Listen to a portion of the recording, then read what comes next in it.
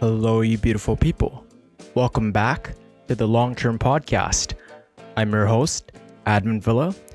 Today, we have fitness trainer all the way from Perth, Australia, Harry Trainingmore. We will discuss how training 6 days a week can actually be tremendously beneficial for you, the importance to sticking to one's purpose, how they did a study feeds your confirmation bias, and why this can actually be self-destructive. Everyone, welcome. Yeah, bro, this is a lot more smooth than yesterday. Way better, hey. Good thing we did the test run. Yeah, dude. Yeah, welcome, man. Welcome to the Long Term Podcast. Thank you very much. Happy to be here. Yeah. Everything's all good, man. This is the first online podcast, bro. And this is Harry from all the way from Perth, Australia. And where do you work at, man? Where do I work? Stadium Fitness. It's a privately owned gym. I love working for private gyms.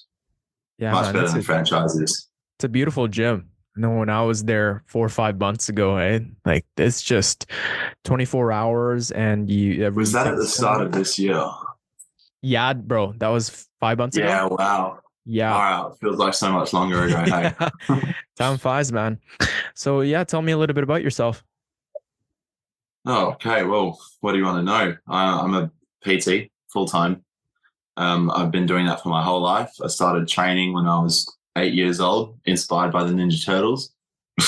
And then I got myself in the gym, starting to learn and study training at 14, 15. So by the time I finished high school, I was all qualified and everything, and I just went straight into working. Yeah. And I've been loving it ever since. Yeah. So what kind of drew you into the fitness side of things? To begin with, it was purely out of interest for my own training. I wanted to get as big and strong as possible, like the superheroes you watch when you're in cartoons when you're a kid. Yeah. And from then I just fell in love with, I think, the mental resilience side of things that you get from it. I just loved pushing myself and testing the limits. And I loved the discipline that I noticed in my early teens that I was able to apply that discipline to pretty much every other area in my life. Yeah, it was a really good way of practicing. It's fascinating. Hey, once you get into the gym and you're actually consistent with it, you realize that this same mentality can be applied to other facets in life, and it works. Like it's that effort-based kind of mentality, and you bear the fruits of your labor. The more time you put in, the more results you're going to see. Yeah, absolutely. Mm-hmm. What I think the main thing I learned was I'm not a slave to my emotions. Mm-hmm. I can make decisions and put work in towards a long-term goal, even if I'm not feeling like it on the day. And there are days when you're going to feel really great and really motivated and want to push yourself. And there are days when it's the last place you want to be. But for some reason, we still seem to be able to make the decision, put the work in, and then in the long run, the results show. Yeah. The results show significantly over the course of multiple years, because I've been training 15 years now. Yeah, like if I'd been on and off for that amount of time, like I wouldn't be nearly as far along with my progress as I am now. I know you have a very strict regimen of training 6 days a week. Now, can you explain how your routine of training 6 days a week has impacted your physical health and fitness levels? Yeah, absolutely. So I personally actually do 7 days. I like to do something every day. I like to promote the idea of 6 days a week to my clients because it's good to be focused. That's essentially what it is. Mm-hmm. There is a huge difference between people that train 3-4 days a week and people that train 6. The 3 and 4 category generally, this is all speaking generally, they get themselves into the gym because They want to tick the health box. But people who train 6 days a week only rest on the 7th because science says they have to. They, like, if they could train every day, they would absolutely love to. You know what I mean? And I find the more you practice doing something every day, the more you fall in love with the process of working towards a goal. Again, that can be applied elsewhere in your life. Now, I personally like to do 7, and it's not going to be like a fully fledged intense workout every time because your body does need to recover. But when you do lighter load exercise, particularly working on your mobility, range of motion, things like that are actually really good for recovery. You're going to experience a better recovery stimulus doing work like that than you are from resting.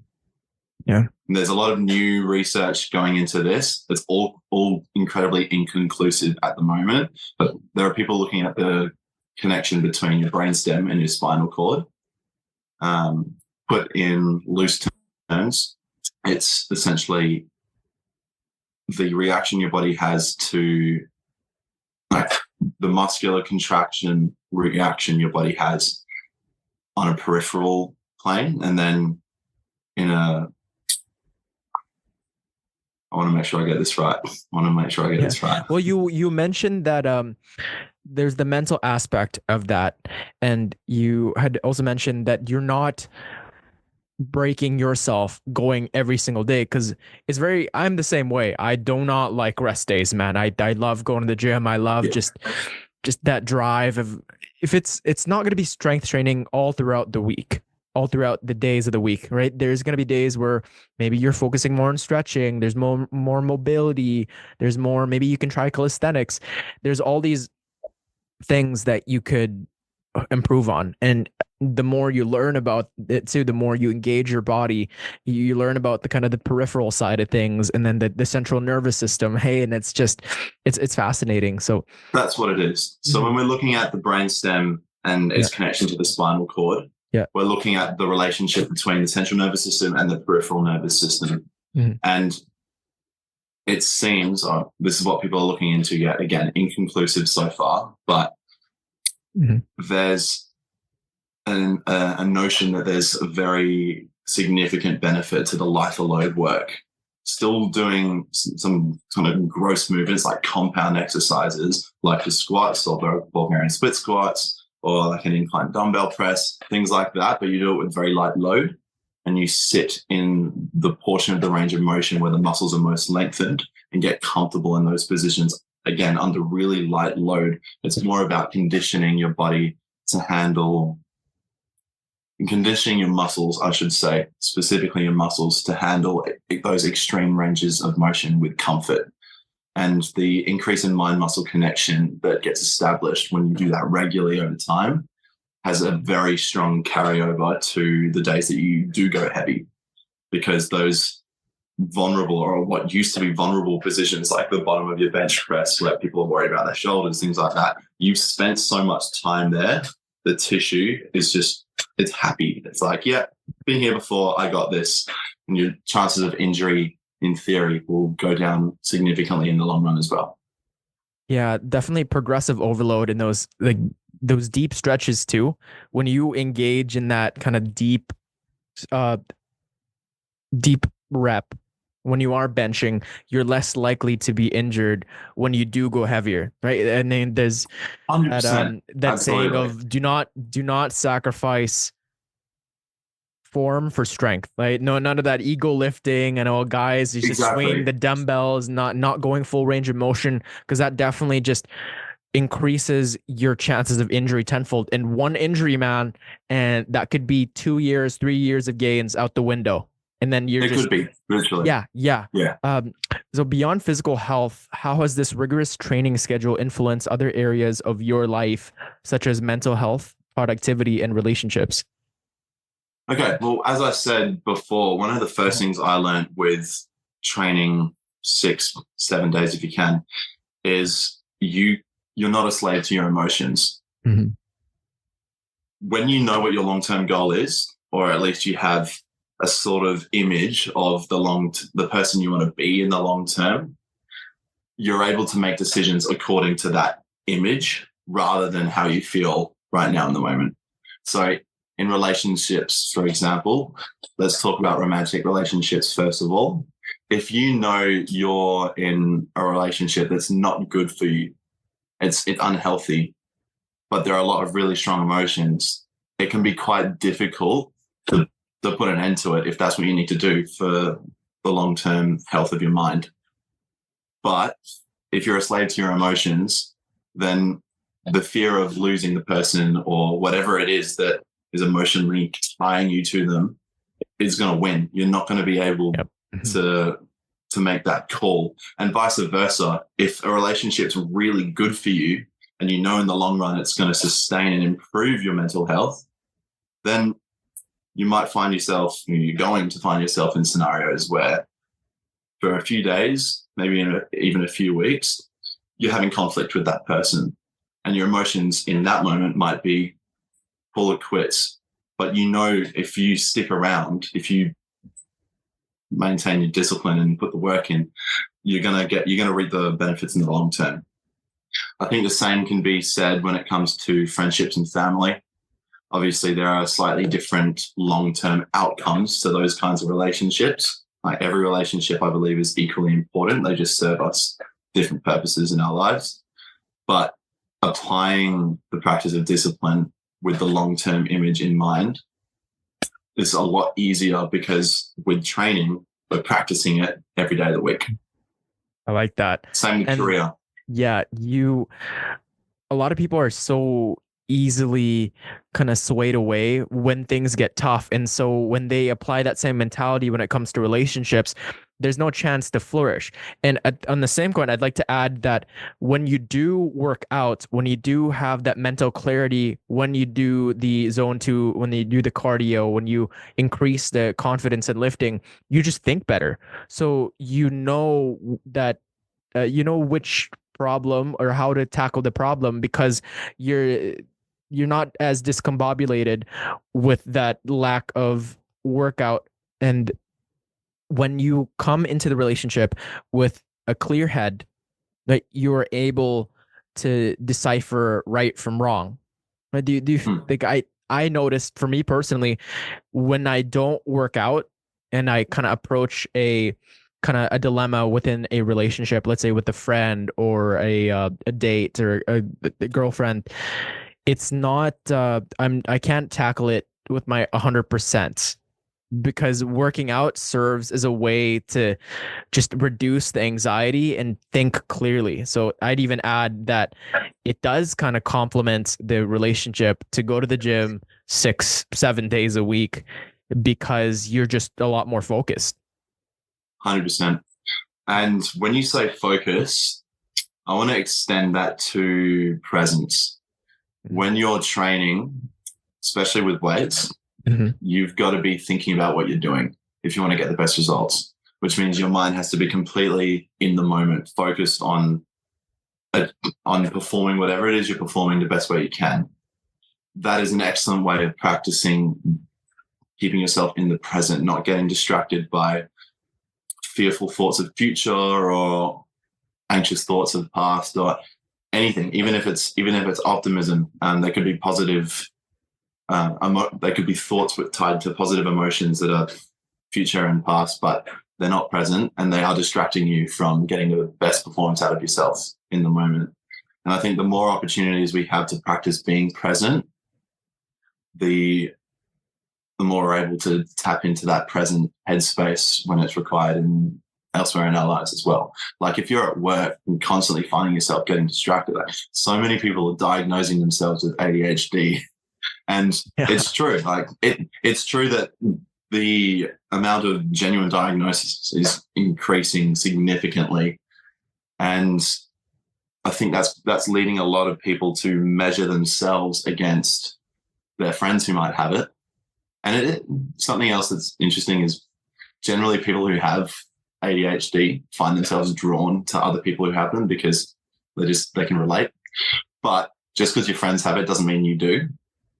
And if you're just really shit at being present, do you mind if I swear on here? No, dude, feel free, man. Cool. Yeah. If you're really shit at being present, you're going to get distracted anyway, Yeah. especially in this world where everyone's got so many different things going on. If you're at work and you're not performing very well, chances are you're not focused. Mhm. If you're trying to learn something, if you pay, I think there's a very strong connection between attention and retention. Like the things that you pay completely present and focused attention to, you're going to remember them a lot more efficiently than if you're kind of half engaged while you're thinking about something else or something else is going on in the background. Your ability to remember a piece of information that you're learning is significantly harder if you're not completely focused. And there are a lot of studies that have come out where the individual describes their happiest moment, and it's a time where they are truly in the moment. When you're at work, when you're working out, if your mind's from 2-3 years ago, or if it's within 3-4 years in the future, you're anxious, or you're just inciting, or you're ruminating on things that you could have, should have, ifs, and all these things. But that's why meditation is so popular nowadays, is it, in mindfulness, is it draws us in, and it makes us focus on our senses, and that ties in with working out. Hey, and then there's also that mind muscle connection where there's so much evidence where you just get more gains when you engage the mind and the muscle, instead of worrying about what's going to happen. Yeah. Instead of worrying about what's going to happen in 5 days, 6 days, or if, should have, could have, just focus on that bench press, focus on that squat, really engage that core. Easier said than done. Right. But what advice would you give to someone who is considering adopting a similar training regime to ensure they can maintain it sustainably? Because I know 67 days, that's asking a lot of people. So yeah. So what would you say to someone? Well, what I would say is to follow the same sort of guidance I provide to my clients. So I'm running a 12-week challenge at the moment that some of my clients are engaged in. And one of the rules is they have to train 6 days a week. They all have a game plan for what happens if they wake up feeling a little bit ill, or if they wake up and shit's hit the fan somewhere in their life and it's going to be hard for them to get something done. And when I say training 6 days a week, the little catchphrase I've got is do something instead of nothing. So if you have a spare 5 minutes, get down, see how many push-ups you can do. If that's the only time you're going to be able to dedicate to training that day, doesn't matter. You've done something. Like you've stimulated your body, and you've spent those 5 minutes just freeing your mind of everything else that's going on and focusing on something by yourself, for yourself. My favorite go-to is a mobility program, because that tends to be where most people are lacking. And it also allows people to kind of slow down a little bit, because most mobility exercises require a bit of pausing, a lot of deep breathing, which has got other benefits mentally. If you can just do a couple of exercises like some froggies or some pigeon poses and just breathe deep while you're in it, 1 to 2 minutes in each position, like it makes such a big difference. And that can take 10 to 15 minutes out of your day. If people have a session booked with me and they're in that kind of situation, then I'll kind of do a little assessment. If I think they can push, then we will. Maybe it might just be for the first half hour of our 60-minute session. It might be for the full thing. I gauge it because a lot of the time when shit hits the fan, we think we're not capable of pushing ourselves like that. And I think it's wicked to have a coach or even a friend next to you pushing you to do the work anyway, because essentially you prove yourself wrong. I thought when I came to the gym today, I wasn't going to be able to put any effort in. I was just going to do some stretching, which would have had benefit anyway. But I ended up pushing myself to the max for the last 60 minutes. Like, I'm really proud of myself. I'm amazed that I was able to do that. I think that's a pretty powerful thing that tends to happen in the long run. So I guess that's really long-winded explanation is the first recommendation I'd give is just have a game plan. Have something that you can get yourself to do that requires no equipment, requires very little time, just to make sure you give yourself no way out. Like you can do it. Setting reminders in your phone is a really good one. I've got reminders in my phone throughout the week that just say, "Are you focused? Are you focused?" And most of the time, I don't need them anymore. But every now and then, if I find my mind slipping, the alarm goes off, and in that moment, I've completely forgotten that it's set. And then I see it, and it says, "Are you focused?" I'm like, "All right, thanks for the reminder." Back to work. There's always something we can do every day, man. And you had mentioned that exactly. It doesn't have to be this full-blown 2-hour workout. You could do a bunch of push-ups within your 15-minute break or for lunch, or you finish your lunch early, go back to your office or wherever you're working at, and then get a bunch of push-ups in there, or go up and down the stairs. Like, a lot of people think that working out or physical activity seems to be this full commitment of going to the gym and having an entire routine. No, it could just be stretching. It could just be some wall sits, right? Something to instead of nothing. Yeah. It's something's better than nothing. Yeah. 100%. If that's what it has to be on that day, then that's what it has to be. Yeah. And there's a lot. I listened to this guy, his name's Dr. Andy Galpin today, and he works with high class athletes like NBA players, top MMA fighters.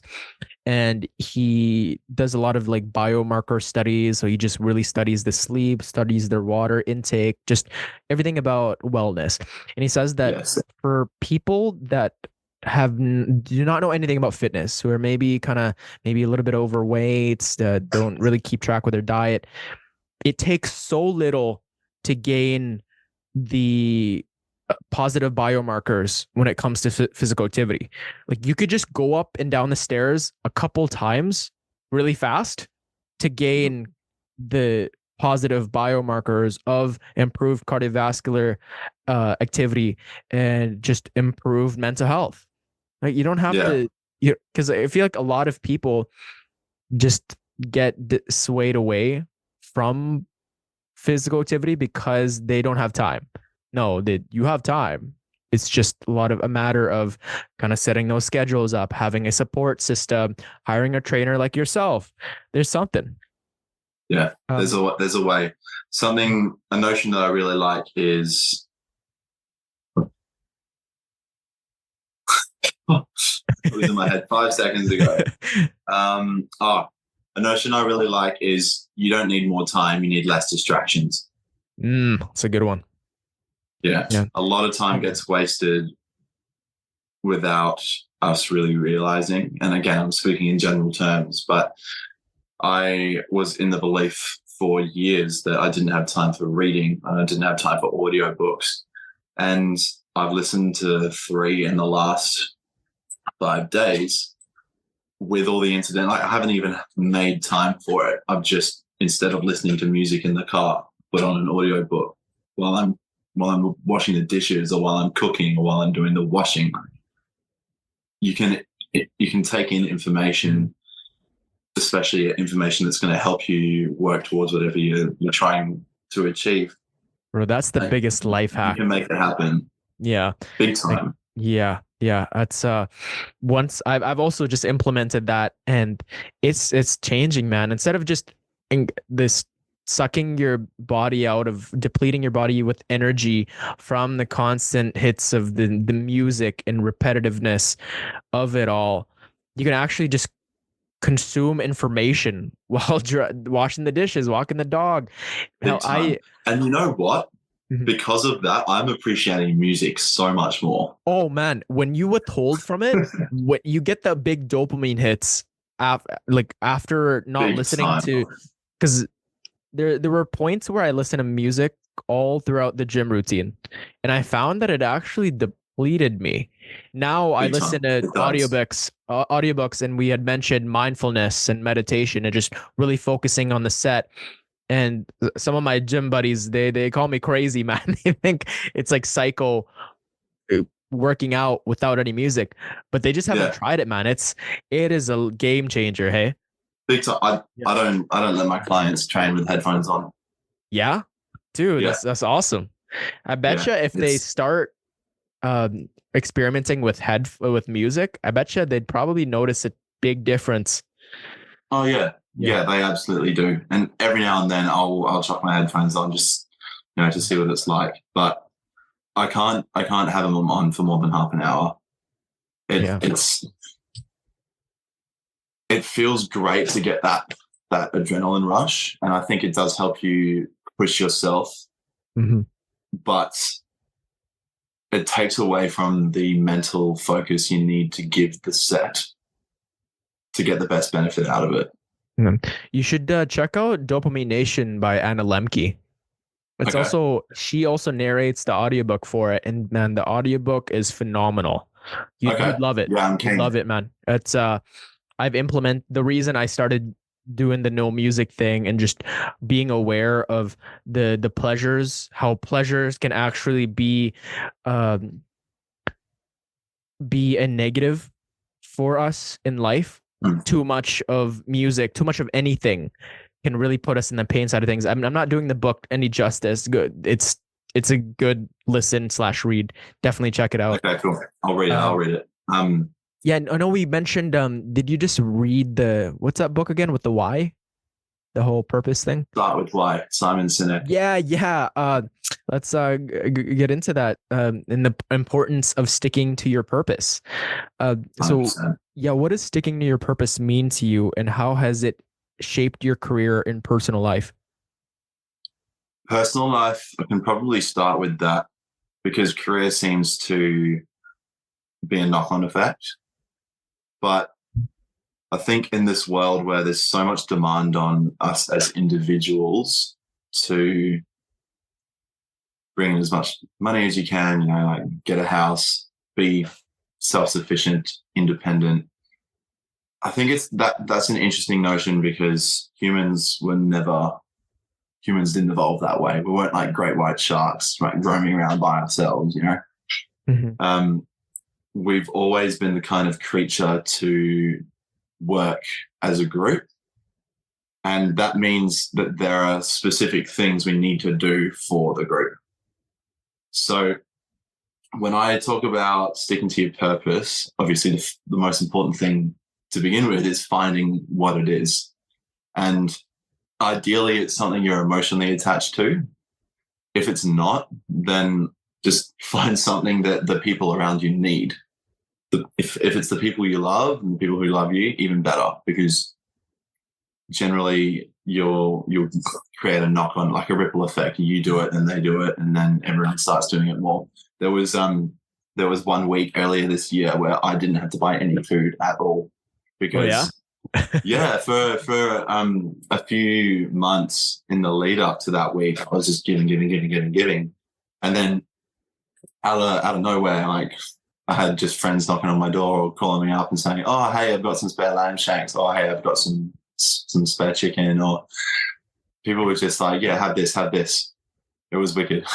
Dude, the reciprocity, hey, it's just truly beautiful. Time. You really get to appreciate it in the long term.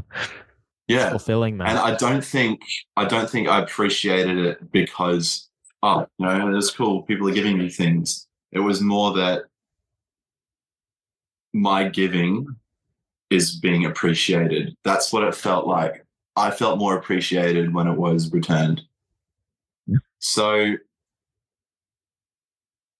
when it comes to work, I've realized that in my profession, I've got some skills that can significantly impact people's lives. And that's why more recently I've shifted my focus more towards the 40 plus age bracket. Because guys between 20 and 30, every PT wants to train guys between 20 and 30 because generally they're going to be more into it. They're going to be able to push themselves a little bit more. It's a lot more relatable. Generally. It's a lot more relatable, absolutely. Yeah. But I don't think it makes as much of a difference in their lives as it does people 40 plus. Because when the body starts deteriorating at a faster rate, and you start to get closer to those risky ages. Put risky just because chances of cognitive deterioration and physical deterioration are much more likely. Also, just little injuries like your back starts giving out, your knees start giving out, things like that. You'll eventually start losing your independence and relying on other people more and more. And I think that's quite a terrifying image that people have, and most people don't seem to realize it until it's a little bit too late.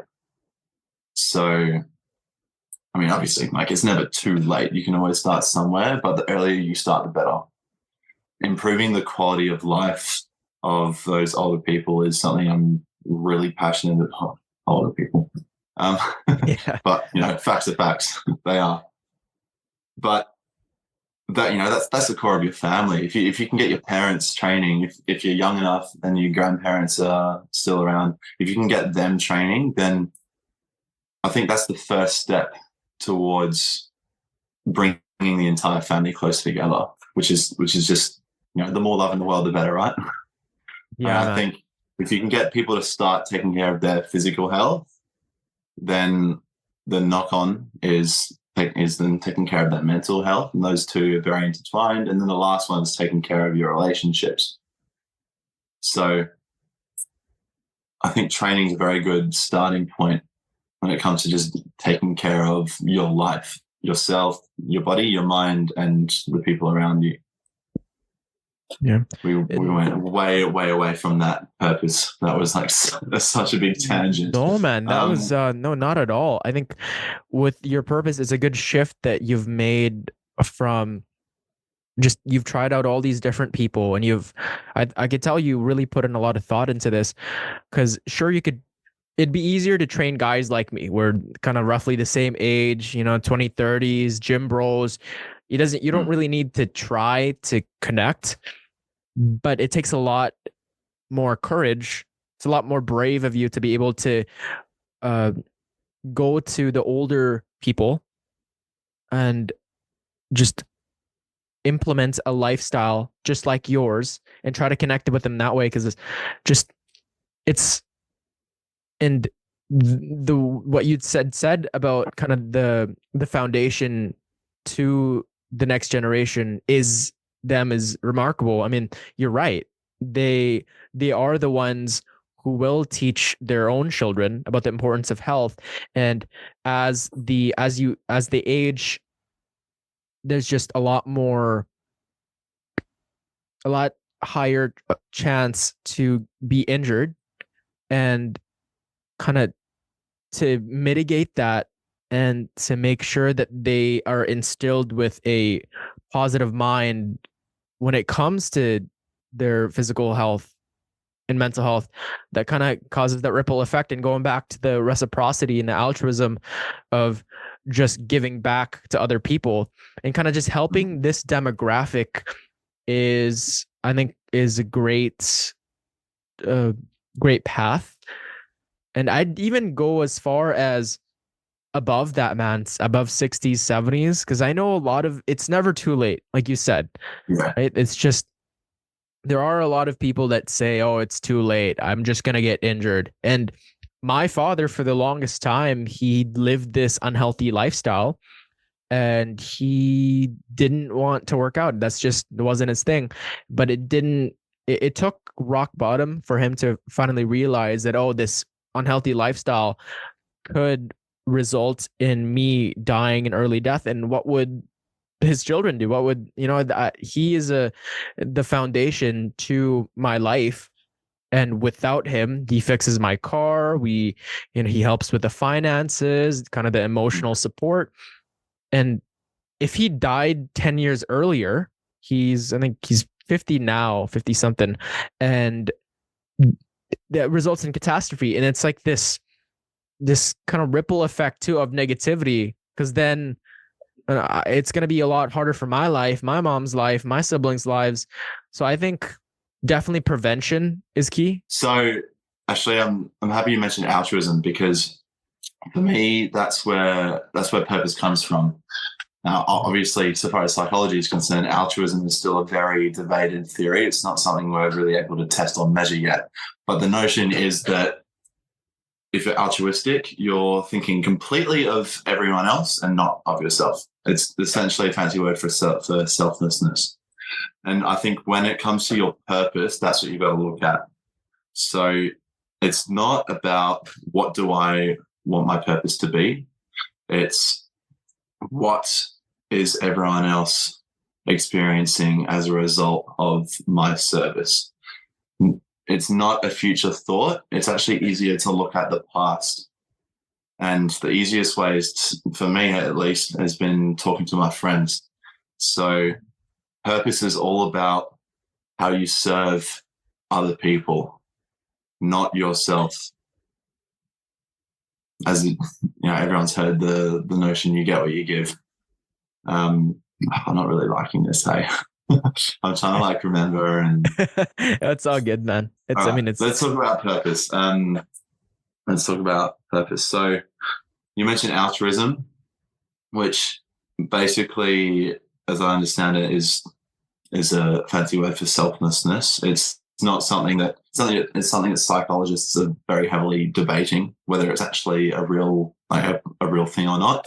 But I think when it comes to your purpose, the best way of finding it is to think about not what you want, but what you're giving to everyone around you. For me, what I found was when I asked my friends, what do you think my purpose is? Like, what do I do very well? I didn't even mention the word purpose. It was, oh, you're really good at bringing people together. And then I was able to take that, combine it with my skill set, which is training other people.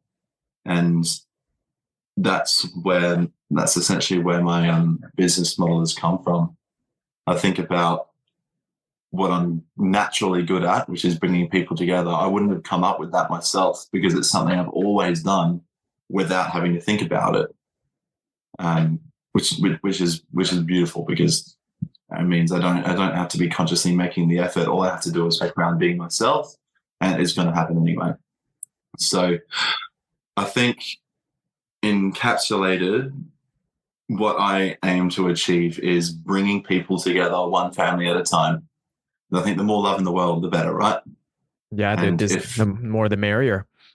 Yeah, I think if I can bring people together one family at a time, it'll be most easily done starting with parents, people in that 40+ age bracket, parents, maybe even grandparents, because generally I think younger people are a lot more, let's say, driven minded. We've got money to get, we've got relationships to chase. We've got a lot of these goals that are easy for us to get consumed in because we've got this perception that life is going to be forever and we've got all the time in the world. Whereas I think people in the sort of 40+ age bracket, they've done all those things and are starting to realize that maybe there might be a little bit more to life than just those material things. And I'm not saying people in their 20s shouldn't chase those things. Like, I love ambition. Like, by all means, go for it. I do it myself. But something else that life seems to offer is emotional closeness that comes with a community of like-minded people. And I think generally from what I've seen, people in the 40+ age bracket recognize that a lot more deeply than those who are 30 and under. Not only that, but they're gonna experience the best benefit from physical training as well. So if I can start with them, getting them to think about their taking care of themselves, their body and their mind, then the knock-on effect of that is them taking care of their relationships more. And family is something that pretty much everyone's got. My heart goes out to those who are without a blood family, but just because you don't have a blood family doesn't mean you can't create a family of your own. Some of my closest friends are considered family to me, and we've met just in the last few years. I've got no blood relation. It's we're like-minded, and we have the same values, and we strengthen each other in the process of working towards our goals. It's the connections that we make ultimately at the end of the day that make us feel human. The times Absolutely. where I feel really disconnected, those are some of the most miserable times, right? When you don't have anyone to call, or you feel like there's no one to talk to, and there's loneliness, but you could also be surrounded by people that don't want the best for you, right? There's people that Yeah. you know you've cultivated a reality where you guys just don't recognize each other's achievements, and it's kind of this arms race of who can be better and who can do this and do that. And it's that connection that you talked about, the implementation of family and focusing on 40 plus people, the connection that you make an impact with them, that you feel with them, it's that ripple effect that they can then take to their own family at home, or maybe the person that they interact with the next time within that, after the hour of working out, they just are in a better mood. And so they're less likely to prioritize hatred and anger, which, we're all aware. Tempted by. We're tempted of just choosing the path of least resistance, of just giving into our anger and then just having this. And it's all just magnified if we don't have the catharsis of working out. And yeah, I think everybody could benefit that. And can you share a time when sticking to your purpose helped you overcome a significant challenge or setback? Absolutely. You mentioned loneliness, and I think that right there is almost always a byproduct of selfishness, which is the opposite of altruism. If you're thinking about, if you're misinterpreting the notion of purpose, then you're going to be thinking about, what do I have to gain from all these things I'm doing? Whereas I think purpose is completely about, what do other people have to gain from these things that I'm doing? And my personal experience with my clients, as someone who's I've always worked kind of as a contractor, so it's my job to go and find work, my job to go and get my own clients. When I'm thinking about how can I get more clients, how can I get more money, how can I do all these things for myself, then I'm not thinking about my clients and what they need. So the service that I provide starts to decline. And no shit, like everything that I'm trying to do, like making more money, getting more clients, those things aren't going to work, because at the end of the day, like the service that I have to provide isn't being given the attention and devotion that it needs. Yeah. But if this has happened twice in the past when I've fallen into that trap, and getting out of it was easy. All I needed to do was be like, okay, well, thinking about how to get more money and thinking about how to get more clients isn't working. It's not working to increase either of those two things. So the first thing I'm going to do is push that to the side, stop thinking about that, and focus on my service again, focus on the clients I've got, focus on what I have to offer people. And amazingly, client progress improves, client referrals improve. Word of mouth, man. Word of mouth is king. It's the only exponential form of growth, because one person tells two, and then they both tell two people each, and you get four. It's endlessly expandable. That's how Costco. Do you guys have Costco there in Australia, Perth? We do, yeah. Yeah, they don't run any ads. I don't know if you've noticed that. They have zero ads, whereas Walmart, I've heard people Amazon, talk about them. Yeah. Yeah. Everybody loves Costco. It's because they treat their workers right. They don't schedule people on. They have it the days off for holidays. That's off fully.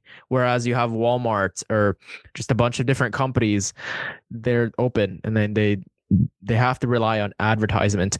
And even this podcast too, the way I could convince others to come on is not because I'm knocking on their doors begging them. It's kind of that networking and giving people a voice and making them feel connected and being able to highlight their story in a way that is appropriate or that is accurate to their own psyche, right? And with running your own business, because I'd say being a trainer is like running a business, right?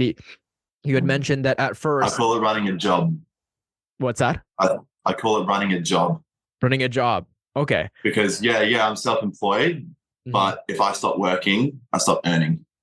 In my eyes, running a business, which is that's my eventual goal. Running a business means the operation of the business continues even if you take a week off. Fair. But yeah, running a job, whatever you want to call it, yeah. You need to be able to leave people with a feeling of, okay, I feel I can derive value from this guy. And you had mentioned that you had prioritized other things other than the people deriving value from you. And as soon as you pivoted to a mentality of, okay, there's this person coming to see me. Out of all the trainers, they came to me. Out of whether it be word of mouth, whether it was just a coincidence, they came to you. As soon as you shifted your why, that purpose, it seemed that business or the job seemed to boom. Hey, and easily. That's What strategies do you recommend for staying committed to one's purpose, especially when faced with distractions or obstacles? Oh, good question. My experience has been I don't really need a strategy because life itself is the reminder. If I start thinking, what value can I get from my clients? Then after a while, I'll be getting less work. But if I'm thinking that right there, the realization that where I'm going is in the opposite direction from where I want to be going, that's the wake up call. I'm thinking about myself too much. I shouldn't be thinking what value can I get from my clients. It's what value can I give to my clients. So I suppose the easiest way is just making sure that you're really on top of your trajectory. Don't just let money come in, let money come out without paying attention. Don't just let people come and go without paying attention. Like you have to be very aware of, in my case, how many sessions you're doing a week, how much money you're bringing in a week. If you're not on top of those things, then it can be 3, 4, 5 weeks before you start to notice, oh shit, I'm in a dangerous position. And you don't want to get to that point where you have to fix the problem before you start putting things in place to fix it. Yeah, you need to be able to think. Sense? You need to be able to think of the long term, and you need to be able to. There's a quote, and it goes, "Prevention is worth a pound of prevention is worth." I forget how it goes, but essentially prevention is better able to, instead of focusing on a cure, right? You are there to facilitate prevention to ensure that it's not too late. Does that make sense? Prevention is the best protection. Yes, there's a different quote. I forget what it was. It was really, I've been repeating that quote for so many times. It's by Benjamin Franklin. But yeah, okay. Oh, there we go. An ounce of prevention is worth a pound of cure. So thinking of the long term, when you think of a person who has dug themselves a hole that's too deep, instead of like finding a solution when it's already too deep, they could have just thought of the possibilities of harm and the negative trajectory that they could possibly head in, and facilitate good habits and a good mentality and a healthy lifestyle to reduce the chances of that happening. Right. And you had said that kind of the finance of your mentality and the kind of your lifestyle is rooted in that mindset where you it is, be able to add value and positivity before that time comes when it's tough. Too late. When that time comes, when the barbarians do come and attack, you're prepared. Yeah. And look, at the end of the day, like I don't really care about money. Obviously it's nice to have, but I know that I can be happy in a world where money didn't exist. All I need is food, water, and love. And the gym, bro. Can't forget that. And the gym. You need some sort of training, don't you? But I still think that if you're in an industry or a style of work where it's more contract based, you're working for yourself, money is a good measure of how well you're doing, how much value you're providing other people. That's what it is. Like money is a measure of how much value you're providing other people. And I think from everything I've learned, and it's give. You might have to give 100 times before you get, but it doesn't matter.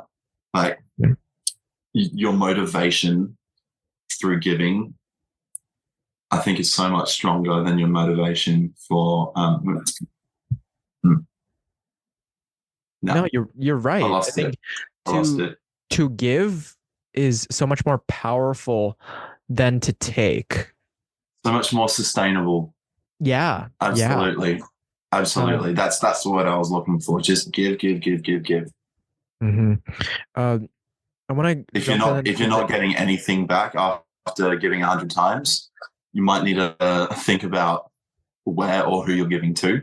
Like there might be a problem there, but for the most part, just keep giving. Just keep giving. And if you're being genuine about it, if you're giving with the expectation of, oh, this person's definitely going to give something of equivalence or more, that's why I'm giving, then you're going to be setting yourself up for disappointments, because not everyone is in a situation where they can afford to buy you that meal, to buy you that gift, or maybe that's not 100%. Their love language. Yeah. So I know some of my friends, some family members are guilty of this. They buy a present or they buy a meal for someone that they care about, and then they get disappointed. I'm guilty of it. So I'm kind of working with that, or still working on that, where I do something for someone, and when they don't reciprocate it, it's an awful feeling. But it's truly internalizing that when you do give. Let me ask you this though. You say it's an awful feeling, but what is the feeling? And I want to give you two options, and like if it's neither one of the two, feel free to throw another one in there. Is it a feeling of betrayal, or is it feeling like you haven't been appreciated? This second one. Yeah, I don't feel, because it's not like it's not hatred as well. It's not like I want to hurt them back. It's just it's just, I guess the appreciation is a big impact on one's kind of satisfaction. I think there's a massive difference between those two things. Because when you give to someone and they're super thankful and they are really outward, if they show appreciation in some way other than giving something material back, like they can show appreciation in so many different ways, like you said, showering you with thanks or giving you a big hug. You're not going to feel that that awful feeling you talked about, because your efforts have been appreciated. You're right.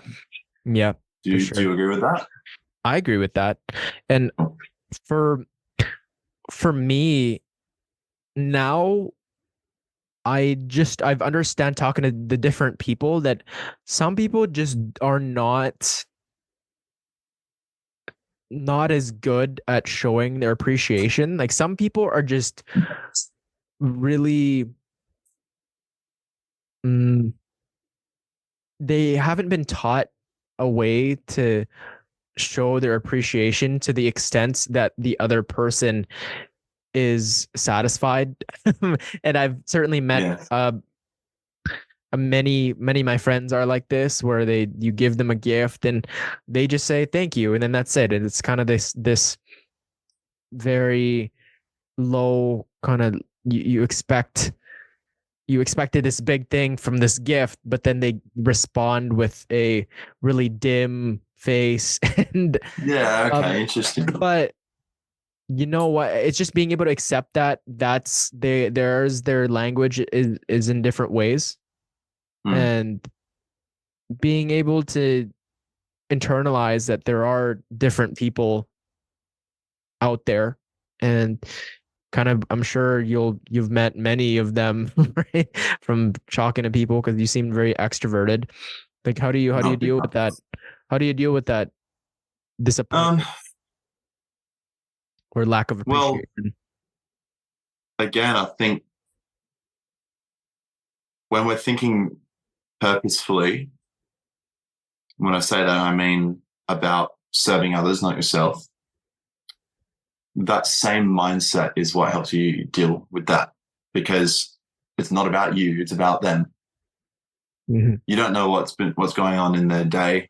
You could buy someone a bunch of flowers or a little knick-knack of any sort. You can get someone a gift, and if their parents have just died in a car crash, chances are that they're not going to show the appreciation that you're expecting. But that's got nothing to do with you or the gift you've given them. Their head is somewhere else.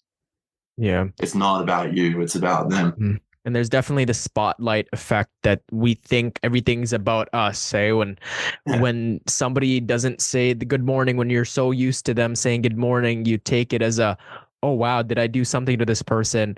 And when they don't, when you don't expect, when they do something, maybe it has nothing to do with you. Maybe it doesn't. No, I think most of the time it doesn't. Sometimes it does, but I think it's safer to assume, not safe is not the right word. I think life is much more pleasurable if you assume that it's got nothing to do with you. And if you're wrong and it is something you've done, it's that person's responsibility to tell you. Because if you care about the friendship, you care about the relationship, and you have done something to hurt the other person without knowing, you're not going to be able to not do it again unless you're told, right? Well, there's this the confirmation bias, and it's kind of that self-fulfilling prophecy, where if you go about in the world, like let's say I went to what's the gym called again? Stadium Fitness. Stadium Fitness, yeah. Let's say I went there. I go up there and I meet you for the first time, and I'm already expecting Australians to be rude. I'm already, this guy's weird. He probably doesn't like me, and he's probably wanting me out of his gym. If I'm going into the conversation to confirm my bias, I'm going to look for evidence to support that. I'm going to look for, oh, maybe he batted his eye a little bit. Oh, he cut me off on a mid-sentence. Or I could say, oh, he batted his eye because he's just so engaged that he had to blink to make sure that he reset himself because the conversation is just so engaging. Oh, he did that because he is just, he wants the best for me and I want the best for him. And you support the confirmation bias. And can you explain how the phrase "they did a study" can feed into confirmation bias within the fitness community? Sorry, I'm trying to read the question. Did I word this right? Yeah, that's okay. I remember you asking. I remember you asking what I wanted to talk about, and that was one of the topics. Yeah. So how they do a study on this? They did a study, those particular words in that order. I think just putting that to the side for, I suppose, the preamble, because this is more about confirmation bias than it is about the actual phrase. But confirmation bias is dangerous. I think it's less about looking for things that you do. No, sorry. I think, right, let me start that again. I think if we put the phrase "they did a study" to the side for a sec and just focus on the nitty-gritty of it, which is confirmation bias, I think confirmation bias is a very dangerous thing, because I don't think it's as much about paying attention to or looking for the things that confirm what you want to believe. I think it's more about ignoring everything that opposes what you want to believe. And every one of us is guilty of this, even if we think we're not, because when you meet this is the perfect example. If you meet someone in a romantic sort of, if you meet someone in a romantic situation, thank you. Yeah. Romantic situation, and you're in that honeymoon phase, it's all butterflies and rainbows. Red flags, for some reason, go right over your head. Right? I think all of us have experienced that before. Unless you're particularly looking out for them, that's when you notice them. And the confirmation bias when you're looking for red flags is always going to win, because you're always going to find them. We've all got them. But if you're not looking for them, all the red flags are going to go right over your head, because you want to believe that that person is what you've been looking for. So it exists across every situation. The romantic situation is the one that I think is the easiest one to help people understand what exactly we mean when we talk about confirmation bias. But the phrase "they did a study," which is popping up more and more and more on TikTok and YouTube Shorts and Instagram Reels, I think it's just as dangerous. Mostly because people are spreading information based on a notion that we call cherry picking.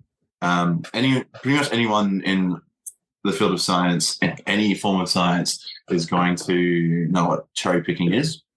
But for those who don't, it means you've got a particular claim you want to make.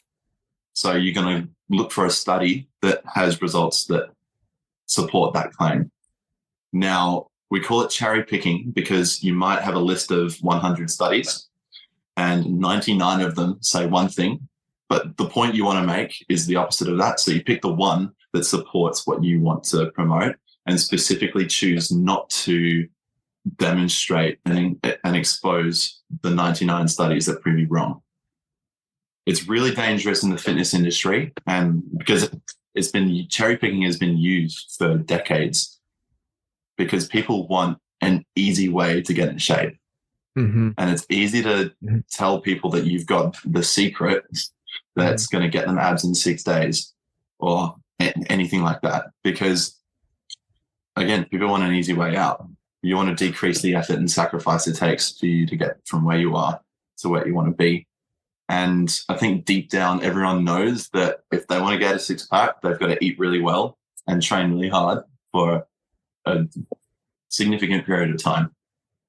And there is no secret. But if there's a study that says, oh, if you do this 6-minute ab workout for 6 days in a row, your abs are going to be more toned, then you're going to believe it. But what they're choosing to do is cherry pick information from that study and not tell you that everyone in the study got more toned abs from those 6 days because they already had a six-pack in the first place. All they've done is added to it. Like that is the very important piece of information that's not been delivered to you. So this person can say, buy my 6 minute ab workout and do it for 6 days in a row, and your abs are going to get more toned. And then you've just spent your money on a lie, on something that's not going to give you what you want. People, it's a waste of money. And there's also a lot of editing, anabolic steroids involved, a lot of augmentation that's not disclosed. A lot of people are so quick to trust these people just because they are great speakers, Telling you what you want to hear. or they have, or they're credible. Maybe they have a PhD, or maybe they just are attractive. But necessarily, you really have to do your research and ensure that other people have benefited from it, and it's not just all fake reviews, because there's that confirmation bias that we want to seek just because I want to be fit as quick as possible. This guy did it in 6 days. Why can't I do it? That guy's probably maybe on roids, and the photos that he's taken, it took him 2 hours to find the best angle with a pump, with dehydrated so he can get the veins showing up better. And there's certainly a lot of things that we cannot trust. Absolutely. When my clients present to me some sort of information they found online, which it happens all the time in the gym space, because there's so many people pumping out information about working out online, there is that notion of, well, this person has a PhD. And my response more often than not is, you don't get a PhD for being honest. That's not a prerequisite to getting a PhD at all. Like this person has done a lot of research, and they've spent a lot of time studying, and they might be very smart and intellectually capable, but it doesn't mean they're not a liar. You're right. Those are two completely separate things. When we look at the phrase, they did a study, let's break this down. They did a study. First of all, the word they. When we talk about research, anyone that's studied at a tertiary degree will know that there's a lot of emphasis placed on citation. When you have a piece of information or a piece of research you want to use to back up a claim, it's got to be cited, which means you need to know who did the study and where it was done. That's the they part. So if you're going to talk about research, first and foremost, you need to know the they. The second part is a study, the word a. Once again, we're talking about cherry picking.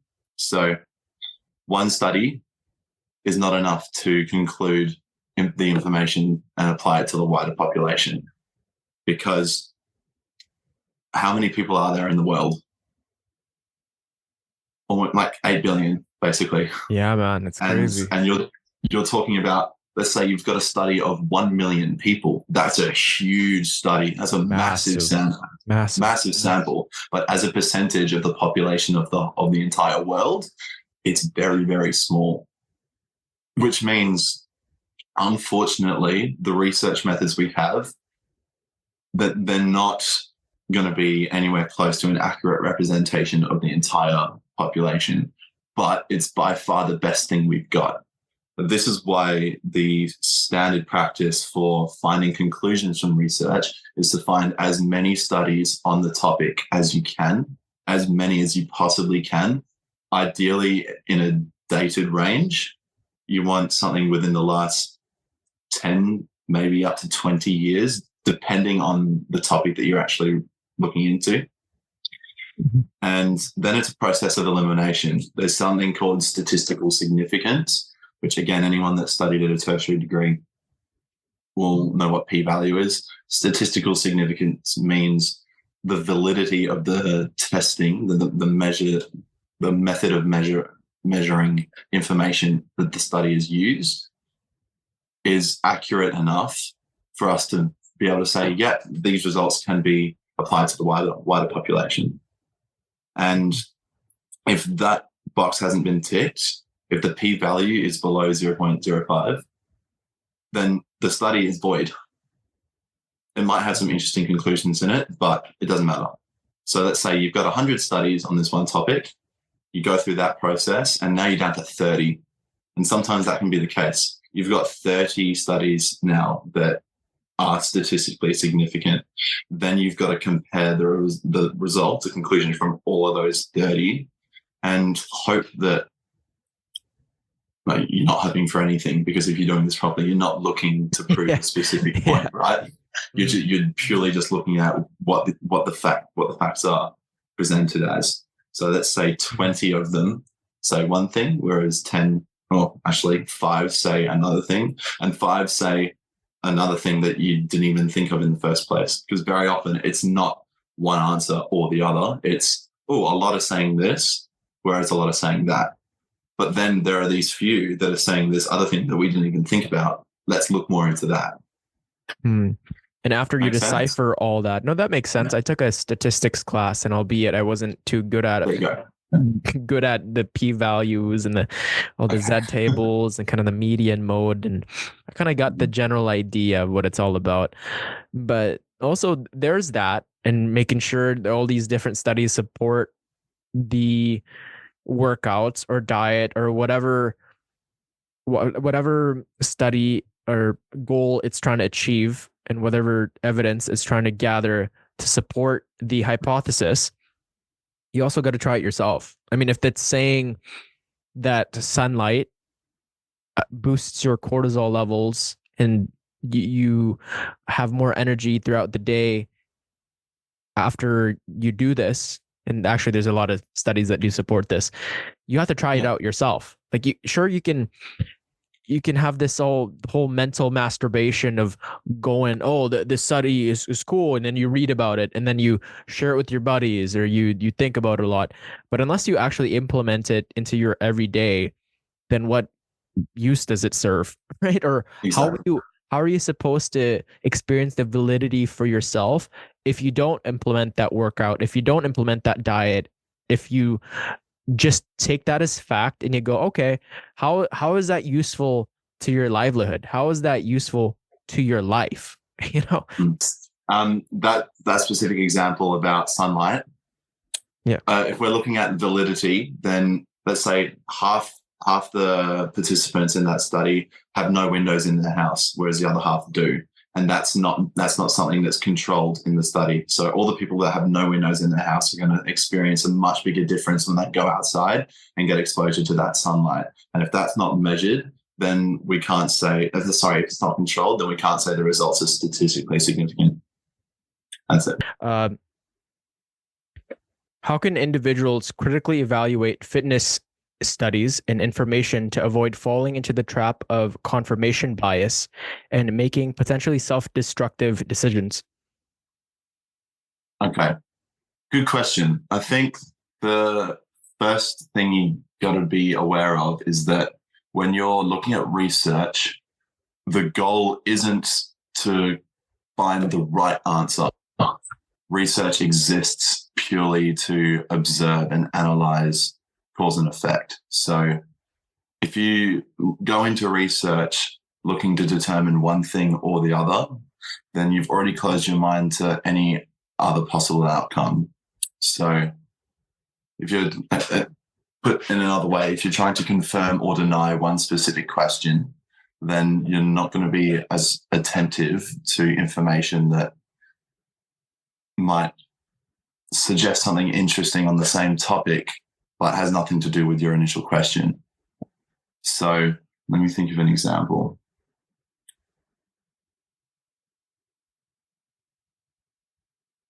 Yeah, there's a lot of what we look for kind of emphasizes or highlights what we already believe in.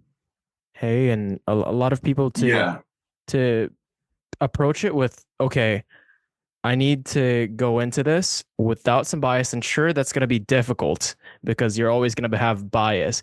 You got to have an open mind to it, because if you go into it already thinking, oh, this is going to be amazing for me, or oh, this is going to be horrible, there's going to be that placebo. Mm-hmm. And it's going to kind of skewer the results of that experience if you do implement it into your own life. I'm but trying to think of a real world example. Okay, here's a real world example. So let's say we're comparing 10 pieces of research with another 10 pieces of research. So you've got 20 statistically significant papers, and your question is it more effective to train, is it more effective for muscle growth to train between 5 and 10 reps or between 15 and 20 reps? Just for example. So you can look at both sides of the argument. Let's say you got 20 altogether that are between the 5 and 10. All the 20 are comparing the two rep ranges. You've got samples in each of the studies that are doing the 5 to 10 and the samples that are doing the 15 to 20. But something that hasn't been controlled, for instance, in most of them is the training experience of all the participants. So you might look at the results, let's say 90% of the results say between 5 and 10 is more effective for building hypertrophy. But then we also look at this, and that seems weird because if we compile all the research we know on the matter, it doesn't actually matter how many reps you do. So what matters more is the range of motion you're using and how close you are to failure. But let's say 90% of the people training with the 5 to 10 rep range achieved much better results, then yeah, you could draw the conclusion that 5 to 10 is more important. But hang on a sec, something that wasn't controlled or factored in to the research was the training experience of all the participants. And the same people that saw the results between 5 and 10 reps had only trained for 6 months, whereas everyone that had trained from 15 to 20 had pretty much trained for 5 years plus. So yeah, the people that have only trained for 6 months, but like they're going to get newbie gains. It doesn't matter how many reps they do; they're going to see better results than. So that's a perfect example. If we were looking to confirm or deny one specific question, then external factors don't get given enough attention, and we don't start to learn more about the field as a whole because we're thinking too narrow. Yeah, you got the people in that group where they've only been going for 6 months. And of course it's gonna show in the data that they're gonna have 10 times more the gains or whatever it is. And Exactly. for the people that have been training for 5-10 years, you get to that point, you know how tremendously hard it is to gain 10 pounds on your bench after benching for a decade. Hey, after exactly. It's exponentially harder the closer you get to your peak. Yeah. So certainly, yeah, for the people that read those studies and just kind of take it for what they are when they are getting told by an expert, let's say, it's good to do your due diligence and to try it yourself, right? To implement that and not just take it in as fact, because science, it's always evolving, it's always changing. Even the fitness industry, there's always new things popping up. There's technology and there's different kind of mindsets that people uproots and proliferate. But I'm always under the impression of if it works for me, then it works, and if it works for another person, that may be different. I could try it out, but then just expunge all the ones that I don't find useful. Yeah, 100%. And look, I want to provide an answer as well that applies to people that aren't going to spend time analyzing research papers, because let's be real, a lot of us have a lot of things to do. So if you're really geeking and nerdy into training and you've got some time that you want to dedicate to this kind of thing, then absolutely find the topic that you're interested in. Find as many studies as you can. Cancel out the ones that aren't statistically significant, and then have a look at the results that are left over.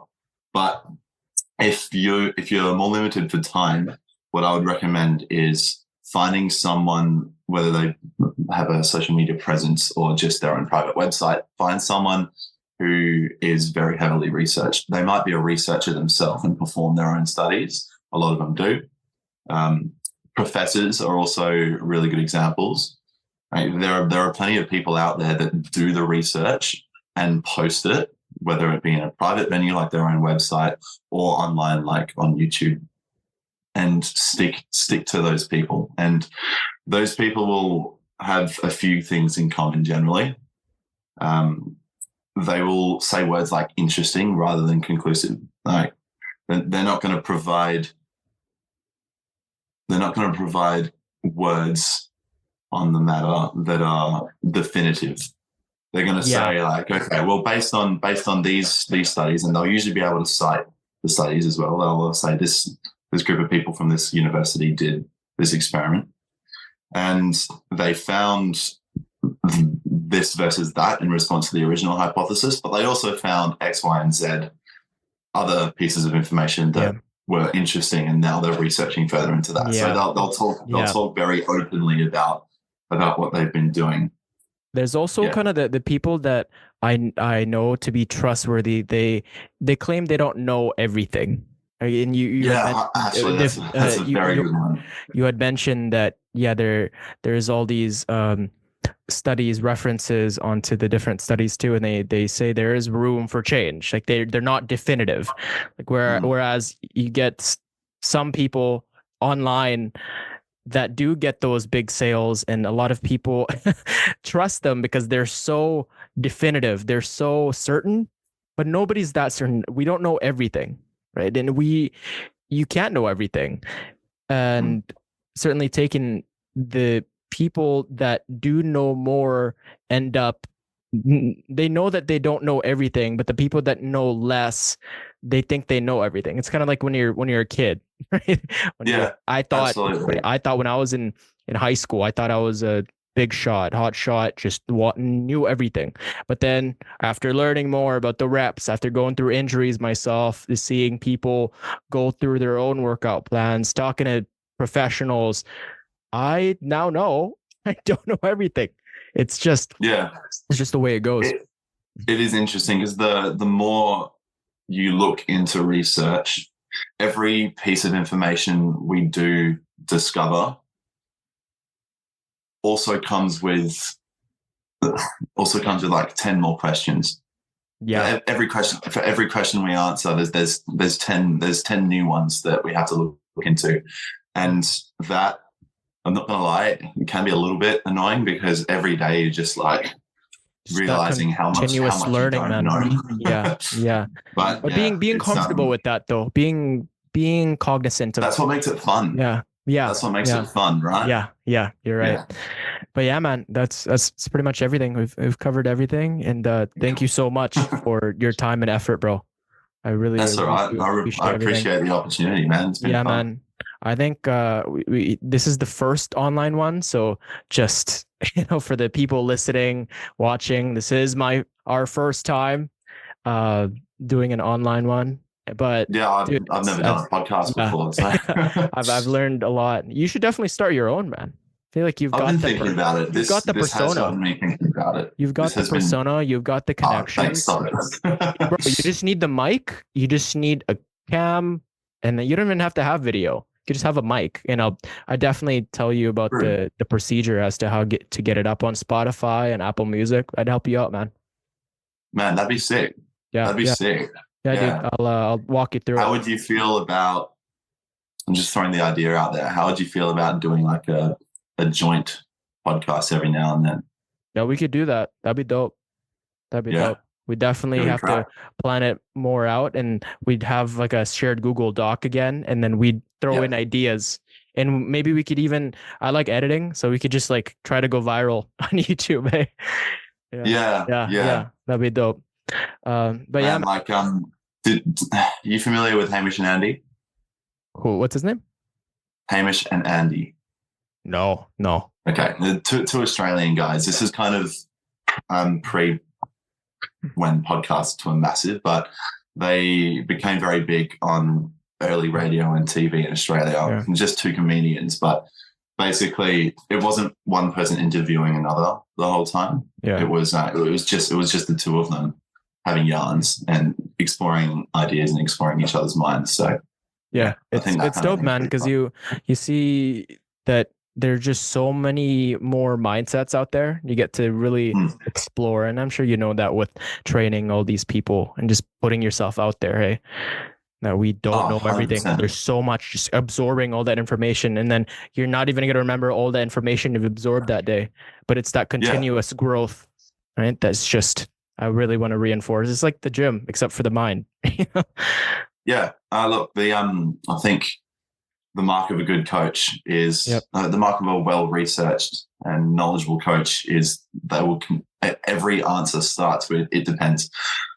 Yeah. But yeah, man. Are there any last words for the viewers, listeners? I think I'm happy with everything we talked about on this on all the topics. If anyone has any alternative opinions or like comments that they might want to share, I mean, open to it. We love thinking. We love testing each other's knowledge. So by all means, shout out.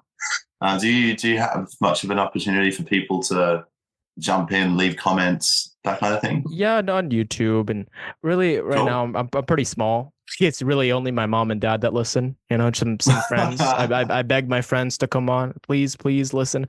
But yeah, there's opportunities of people commenting, DMing my Instagram, cool. Spotify. Come on, guys. Come on, leave a comment. Come on, leave a comment. If you made it this far, we're like almost at 2 hours. So yeah, we've done well. Yeah. But yeah, to everyone listening, watching, there is a place for you in this chaotic world. Never lose hope. Strengthen your faith and keep it long term. Peace. This is Harry Trainingmore on Instagram, everyone. Check him out. Okay. Nice sign off.